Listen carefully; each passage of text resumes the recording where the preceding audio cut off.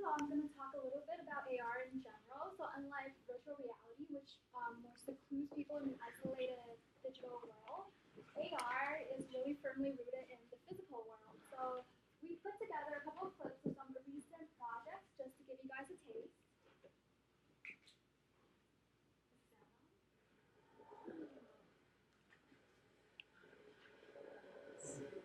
Cool.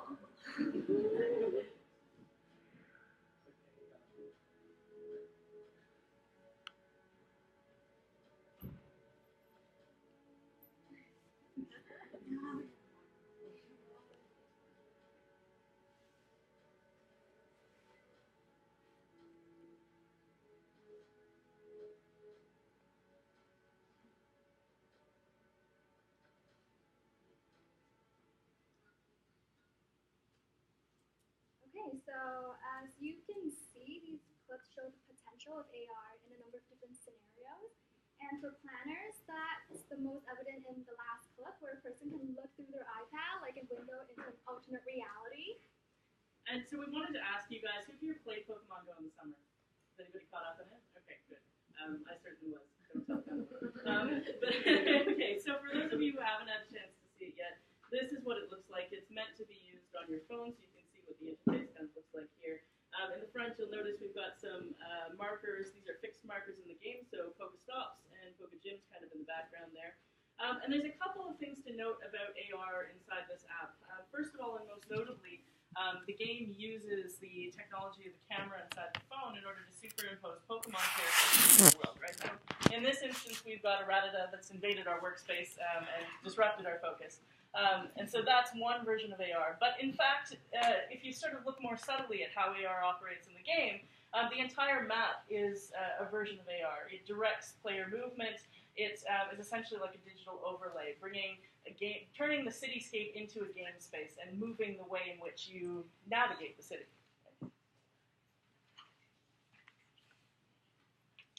Okay, so as many of you probably know, Pokemon Go was created by a company called Niantic, which used to be a part of Google. Unfortunately, they're not really the most open in sharing their game data or code, but some interviews do suggest that there were a couple sources for their data. So prior to Pokemon Go, Niantic created another AR game called Ingress, and the map from Ingress was probably used in the construction of Pokemon Go. So our best guess is that they used landmarks and geotag photos from the Google database, and then allowed users to suggest new locations, which they screened and added to the database. And the markers that were the most frequently used in Ingress probably became the gyms in Pokemon Go, and the other ones became the Pokestops. So fortunately for us, because the game was so popular, immediately people started cheating and developing all kinds of really fun desktop apps, which allowed you to use the game in a way that wasn't intended. So this is one of the desktop apps that I was able to download through GitHub. Yay for open source. And so using this, the point of what they had done was that you could sit at your desk and essentially look around the city for what was happening in the game around you. Normally you have like a very small kind of field that operates around you that you can see. So in this case, what we were able to do then was through this desktop app, we were able to hop around the city of Toronto, not having to cover every single piece of sort of square mile of the city in order to see all of this, and then download all of that information into our own database file that then we could use for spatial analysis. For the purposes of this project, I should note, too, that we opted to only look at these fixed markers, so we weren't looking at where Pokemon appear because that wasn't something which would direct necessarily where players would go. We found that the stops and gyms tended to direct movement more than where those Pokemon appear. So we focused on the stops and gyms. And also, it was just really difficult to get all the Pokemon at the same time. Oh, yeah. To make anything that was like actually defensible. Okay, so first of all, we wanted to show you our methodological framework for the entire project. So we did a literature review and media scan to begin with and came up with 3 themes that kind of directed our following analysis. So these are issues surrounding engagement, liability, and digital inequity. And then in our full report, we also looked at other sources of data like legal data and social media content. But today we're going to focus on the spatial data. And so the very first question that we sought to answer was who has access to the game throughout the city. In total, the city of Toronto has over 6,000 stops and gyms, and it's easy to see that the general distribution is pretty widespread across the city. In this map, we've applied a 400-meter buffer around each stop or gym, representing a 5-minute walk, which is a common planning metric, but also it's the reset time on stops, so you can use them again after 5 minutes. And doing this, we were able, well actually, so this shows one picture. The next map here, which I'm sorry the colors are so faded, but I'm hoping you can see the green dots represent one person within the city of Toronto who is able to access a stop or gym within that 5-minute walk, and then the gray dots represent those who are outside of that range, right? So you can see looking at this that access in the downtown core is pretty great, but as you start to move out, particularly as you start to head to the Etobicoke kind of region or North York, kind of up in this zone, and then out in Scarborough as well, access deteriorates. Oh, sorry, I forgot we had this in. This is a map that's showing that access, if we actually break it down in these big polygon kinds of shapes, you can see Toronto is quite good, but the game isn't exactly very based on urban or suburban access. You can see that access in Etobicoke and Scarborough vary drastically, despite the fact that they're both suburban kinds of communities, or at least inner city kinds. And I also want to clarify that the access here is based on per person. So this is by like how many Pokestops does each person in the area have. Okay, so while the access, while the access to the stops and gyms is interesting, the density of the markers reveal much more about your experience actually playing the game. So if you only have one Pokestop or one gym within 5 minutes walk, that doesn't necessarily represent a very rich gaming experience. So the area of highest concentration of stops and gyms is the downtown core. Nobody is surprised. From Waterfront to Bloor Street, Bathurst Street to the TVP, and then in addition, outside of that area, there's also high-density corridors along Queen Street, Bloor Street, the Danforth, Yonge Street, and also up at York University. And then looking more closely at the downtown core, you can see that outside of kind of the Spadina to Yonge area, the Pokestops and gyms tend to follow corridors much more closely as well. And so this recognition that they were following corridors led us to really investigate how the distribution was affected across different zoning designations. And for those of you who aren't planners, zoning designations are like land uses throughout the city, so different things you can do on that land. As you can see in this chart, the zone in which you're most likely to encounter Pokemon activities, mixed use or commercial and residential uses are kind of combined. And the areas where you're least likely, that are most sparse in terms of Pokemon access, and Pokemon access is the utility and transportation corridors. So if you go back to the other one. So after looking at this data, something that really surprised us was how low the frequency in open space is right there. And so like if you're thinking about actually playing the game, you would think that parks and open spaces have a lot of Pokestops and gyms. Like I'm thinking about the ferry terminal or like Yonge-Dundas Square. So we were thinking about this and we were wondering if maybe one of the reasons is because of those large natural areas like Rouge Park, which don't really have a lot of human features. Maybe that was messing with the data. So we decided to look at smaller areas to see if that would change the picture. So if we're going to the next slide, you can see this is for the downtown area. You can see that the frequency for open space is much larger. Actually, it's the biggest. And especially if you look at it in conjunction with institutional, so that could be including university grounds, which often function similarly to parks. That's a very significant frequency. We also look at other areas of the city based on our clients' interests at the City of Toronto. And one interesting finding that came out was that in some suburban neighborhoods, as you can see there, the frequency in apartment residential neighborhoods was actually quite high. So I've been getting pretty excited about this next bit. And I don't know if this map represents it well, and it kind of just looks like the same thing. So I gotta explain. What we're starting to look at is the public realm more closely in connection with this discussion about parks and open space and how people use the game. What these findings suggest is a much more nuanced interpretation of what the public realm is than might be traditionally considered by planners. Rather than simply revealing the distribution of the game throughout the urban fabric, the placement of Pokestops and gyms hints at those fine-grained spaces that interconnect more formal open spaces throughout the city. So we weren't anticipating this, but in fact what emerged was a map of the public realm, or at least where people in tech were using space outside of parks. So you can see particular streets start to emerge, Bloor and Queen Street and King Street. And when you go to different areas of Toronto, you can see this even more pronounced throughout the city. And so I think this is kind of headed to an interesting map, though I recognize this might be a little difficult to look at right now. So to wrap up the section on data analysis, we wanted to recognize that there are inherent biases in this data. So this game only represents a certain segment of the public, one that we suspect is younger, technologically savvy, and probably with more disposable income and free time. And to try to get at these biases, we also looked for correlations with census data, but unfortunately we couldn't find anything that was statistically significant. But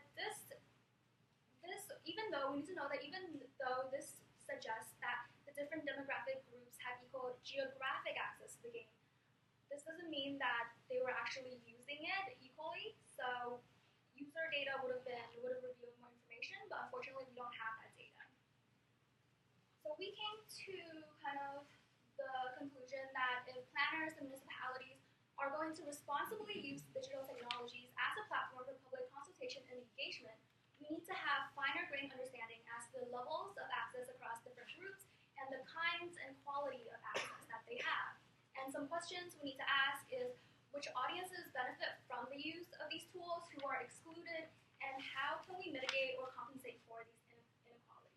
So one of the things that we're working on now, just kind of as where this project is headed, we're working on an evaluative framework for augmented reality technology. So when developers move faster than the city, how can the city respond to the new tech that's emerging? How can they leverage that if it's appropriate? And what kinds of questions do they need to think about as this technology emerges? So thanks very much for your attention tonight. We're happy to answer any questions you have. I'm not sure exactly how much time we have, but fun Pokemon.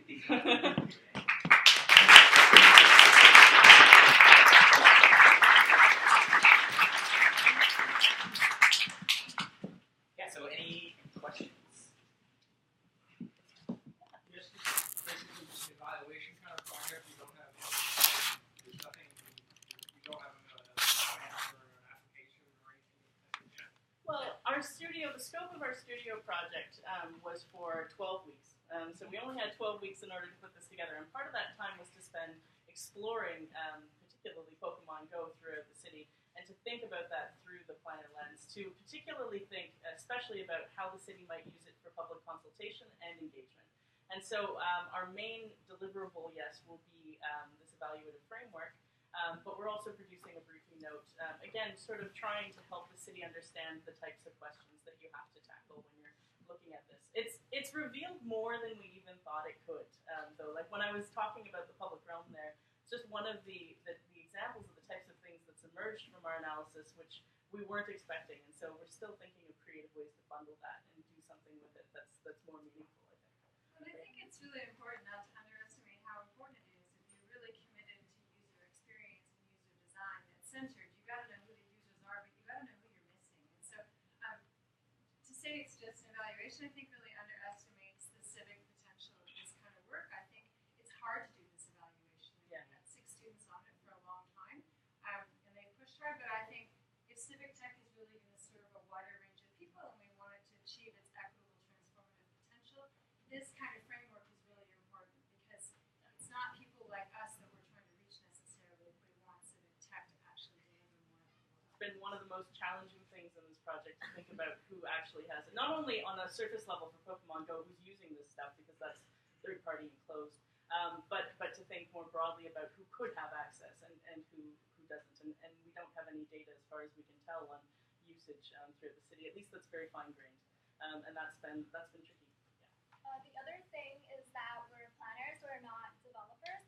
But for the second part of our project, we are looking at some possibilities for how to bring AR into Public engagement. Yeah, like some Case studies. We've Yeah. got some other case studies that we're looking at. Yeah, so it's not the development of an application, but it's looking at the different layers of using augmented reality in the city and how the City of Toronto, specifically public engagement, public consultation unit, can use future applications for engagement. What were some of the challenges? Because you said Niantic doesn't have an API that lets you access it. if you had an Excel sheet would be great. What were some of the challenges to like extracting the data set, and was the data set like did the data set change at all?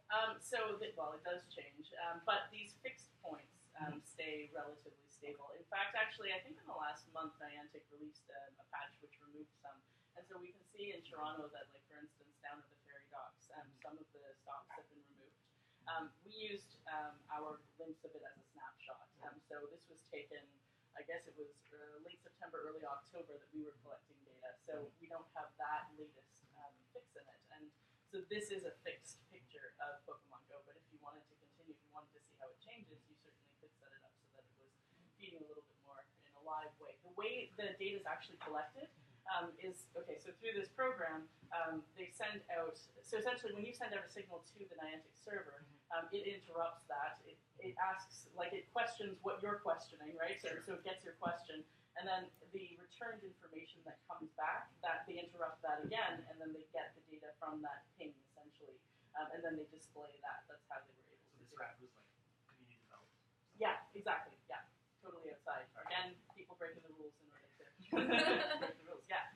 Yeah, I'm just wondering. You know, it's an interesting phenomenon that when a light bulb is designed in one country, it's also in development in another country and in another place. The same with the automobile and the airplane, et cetera, et cetera. I wonder if in your research you came across other cities that were already at the initial stage as well of engaging in this kind of discovery. It's interesting. We did a jurisdictional scan in again, it's been a month or so now. But we did look at some of the major North American cities that were using tech in a more sophisticated way, perhaps. So one of the ones that we spent quite a lot of time on was New York, which does have a robust digital strategy in place and talks about not exactly augmented reality on its own, but certainly brings in apps that have augmented reality sort of aspects to them, right? So the digital strategies is really interesting because it's recognizing that the city isn't just a physical entity, isn't just the social entity. There is a digital layer, and that complicates, and in a wonderful way, it complicates the city. And so government does have to think about that digital overlay which is operating on the city, particularly because it's often developers who control it, right? So what cities were tending to do, another one we looked at, was Chicago, we looked at Boston, we looked at San Francisco, we looked at Vancouver and Montreal as well. The best platforms that I saw were, in terms of what the city could do, were robust kinds of ideas about how they could control the data, and particularly releasing APIs that allowed that data to be used, in a real-time kind of sense. And so I really liked, for instance, that in New York they had the big apps, what's it called? Not a conference, but an awards ceremony, but also like a challenge, essentially. So they would reward developers who developed apps that had to do with civic engagement or these other kinds of things, and in the process ask what kinds of data could we be producing in order to produce better quality applications. And that started a conversation, I think, that was really valuable. So some cities are taking that kind of initiative, not specifically augmented reality, but thinking more robustly perhaps about digital. You know, one thing I might suggest is we should pop out of the bubble, especially in our global economy, pop out of the bubble of North America, because when you look at European cities or Australia or others, they're doing some amazing things with open data, and it's been like a decade in the movement, and we're just beginning to budge, and that's why groups like Civic Tech are important. Yeah, we'd love to hear, especially if you have any sort of insight into which ones might have been. Well, I would check out Barcelona. Barcelona is a smart city. Okay, that's excellent. Thank you. So Pokemon Augmented Reality, that was like a phenomenon this summer. How does the augmented reality really differ from, say, something like Foursquare or something like that, where you check in in this analysis? How does the augmented reality play in? So we did, okay, so first of all, I mean, augmented reality is a whole bunch of different things, right? And so augmented reality is Snapchat, where you're overlaying a filter on your face. Augmented reality is Google Maps, where you turn on a directions kind of guide, and it guides you through the city, right? So augmented reality can happen in all kinds of different ways. And we were very inclusive in terms of augmented reality. We weren't just thinking about like that camera overlay, and that's why I bothered to mention that a more subtle form of AR that was operating in that application really was those fixed markers and the map that's created that you navigate. So they are all AR. They're just different types of AR. And I think we really have to think broadly about what AR could be. One of the case studies that we're exploring for our final presentation, which incidentally for anybody who wants to come is next week, it's Tuesday, I think. At 11, yeah. 5 Bond Street. But if you get in touch with us or even ask Patrick, I'm sure that we can hook you up with the information. But one of the things that we're exploring is how AR isn't just visual either. It can in fact be other sensory kinds of experiences. So particularly sound is one that we're thinking about a lot. So you can imagine if you were walking around the city and all of a sudden some sort of like podcast or something starts because you're walking through a particularly significant heritage area, and suddenly the city becomes a museum without walls, without barriers. It's just there. And I think that this technology is going to become more and more powerful. So yes, it happens in all kinds of different ways, and that's kind of the fun bit for me. Anything else? Okay, well, I think we've been hogging time, Yes. and there's important breakout work to do. Thanks very much.